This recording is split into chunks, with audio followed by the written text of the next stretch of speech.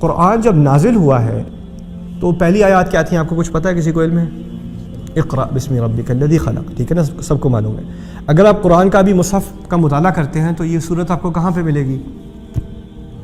شروع میں ملے گی یا آخر میں ملے گی؟ آخر میں جا کے ملے گی نا۔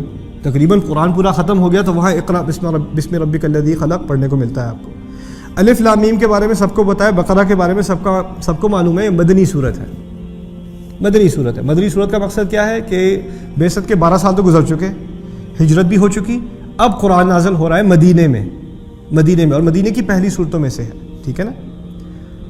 12 سال کے بعد جو صورت آئی وہ کہاں ہے قرآن میں؟ بالکل شروع میں۔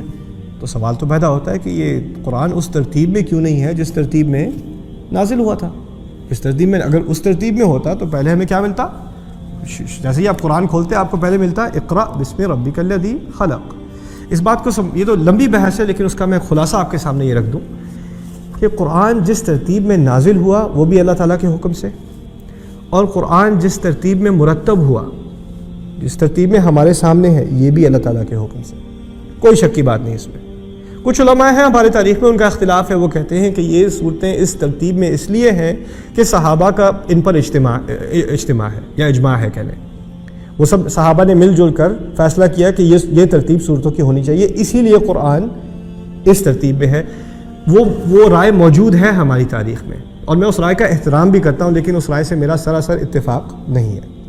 میری رائے اللہ تعالی عالم، میں اس رائے پر بہت مطمئن ہوں کہ قرآن کی تمام ترتیب فاتحہ بسم اللہ الرحمن الرحیم الحمدللہ رب العالمین سے لے کر من شر الوسواس الخناس الذی یوسوس فی صدور الناس من الجنۃ والناس، وہاں تک ہر آیت، ہر صورت اسی ترتیب میں ہے جس ترتیب میں اللہ تعالیٰ کی حکمت میں لوح محفوظ میں یہی کتاب ہے، اسی ترتیب میں ہے۔ یعنی اللہ تعالیٰ نے نازل ایک ترتیب میں کی اور اس کو جمع ایک اور ترتیب میں کیا، یہ خدا کی حکمت میں سے۔ اس کے کئی فائدے ہیں۔ ایک فائدہ اپنے سامنے یہ سمجھ لیجئے کہ قرآن جب نازل ہو رہا تھا وَقُرْآنًا فَرَقْنَاهُ لِتَقْرَأَهُ عَلَى النَّاسِ عَلَى مُكْثٍ وَنَزَّلْنَاهُ تَنزِيلًا۔ سورہ اسراء میں اللہ تعالیٰ نے فرمایا ہے کہ قرآن کو ہم نے الگ الگ کر کے، تھوڑا تھوڑا کر کے، صحیح موقع پر آپ پر نازل کیا ہے، اور تھوڑا تھوڑا کر کے نازل کیا۔ یعنی قرآن جب نازل ہو رہا تھا تو کس لیے نازل ہو رہا تھا؟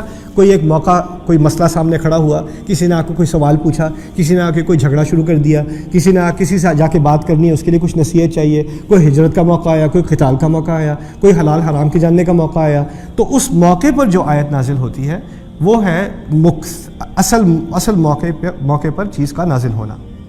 لیکن قرآن کو جب مرتب کیا گیا ہمارے لیے، اب قرآن جب مسئلہ کھڑا ہوتا ہے تو اس وقت آیت نازل نہیں ہوتی۔ جیسے سیرت کے دوران کبھی مسئلہ کھڑا ہوتا تھا، کوئی صحابی آ کے رسول صلی اللہ علیہ وسلم سے کوئی سوال پوچھ لیتے تھے اور اس کے جواب میں آیت آ جاتی تھی۔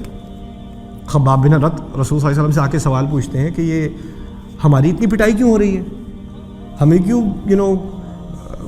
کیا کہتے ہیں، کول کو کیا کہتے ہیں،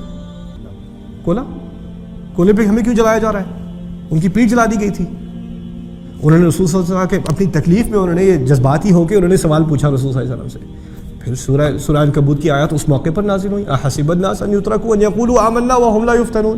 کیا لوگوں نے یہ سمجھ رکھا ہے کہ ان کو یہ بس کہہ دیں گے کہ ہم ایمان لے اور ان کا امتحان نہیں لیا جائے گا؟ کیا سمجھتے ہیں ان کا کوئی امتحان نہیں ہوگا؟ اس وقت جواباً یہ آیت نازل ہوئی۔ اب مسئلہ یہ ہے کہ ہمارے مسائل زندگی کے روزانہ جو کھڑے ہوتے ہیں اس کے جواب میں تو آیت نہیں آئے گی، اب آیت تو ساری آ چکی، تو ساری کی ساری آ چکی۔ تو اس قرآن کی ترتیب کے فائدے بہت ہیں، اور وہ یہ ہیں کہ اب یہ امت قائم ہو چکی ہے، اب ہم مسلمان ایک امت بن چکے ہیں، اور اس ترتیب کا تعلق امت سے ہے۔ یعنی امتی ہی بیٹھ کے سوال پوچھتا ہے، اپنے رب سے ہدایت مانگتا ہے، اور ہدایت مانگنے کے بعد ہی فوراً اللہ تعالیٰ نے جو سب سے وسیع ہدایت قرآن کی ہے وہ کہاں ہے؟ سورہ بقرہ میں ہے، اس کو شروع میں ڈال دیا، ٹھیک ہے نا۔ تو اس کا تعلق امت کی ہدایت سے ہے اس ترتیب کا۔ دین کی بات پھیلانا صدقہ جاریہ ہے، ثواب کی نیت سے ویڈیو کو شیئر ضرور کیجیے۔ جزاک اللہ۔